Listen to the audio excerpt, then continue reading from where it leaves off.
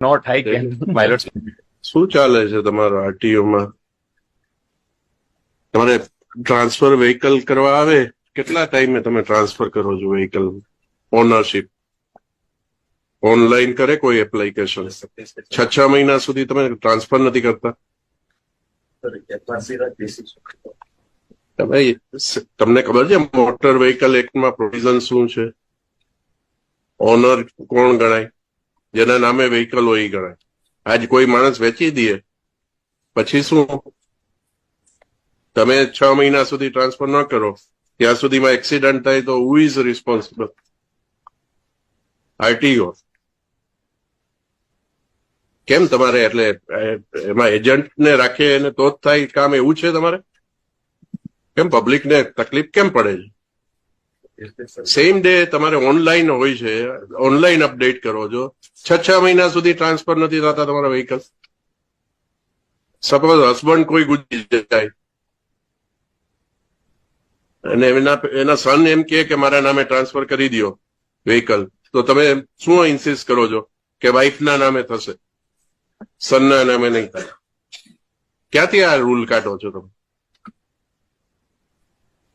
પબ્લિકને હેરાન કરવાના, હેરાન થાય એટલે એજન્ટને પકડે, એજન્ટ તમને કઈ લાભ કરી આપે પછી જ તમે કરો છો. બધું કહેવાનું જ ઓનલાઈન છે.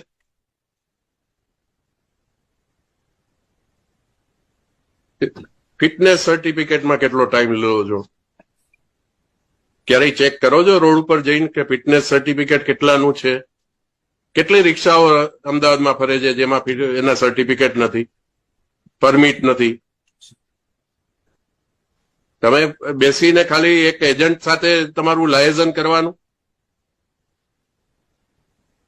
આ પબ્લિક માટે તમે આરટીઓ ચલાવો છો કે કોઈ એજન્ટ માટે ચલાવો છો કે તમારા સ્ટાફનો લાભ થાય એના માટે ચલાવો છો? પેમેન્ટ તો આ કરે છે ને ગવર્મેન્ટ, પગાર તો તમને આપે છે ને ટાઈમસર. તો કેમ માણસોને મુશ્કેલી પડે? ઓનલાઈન થાય તો સેમ ડે થવું જોઈએ. તમે એક પણ વસ્તુ મને જસ્ટિફાઈ કરો કે કઈ વસ્તુ તમે સેમ ડે કરો છો? લાયસન્સ ટ્રાન્સફર કરવાનું હોય કે લાયસન્સ રિન્યુ કરાવવાનું હોય તો એ 15 દિવસ, મહિના દિવસ સુધી તમારે ત્યાં પડી રહી. શા માટે?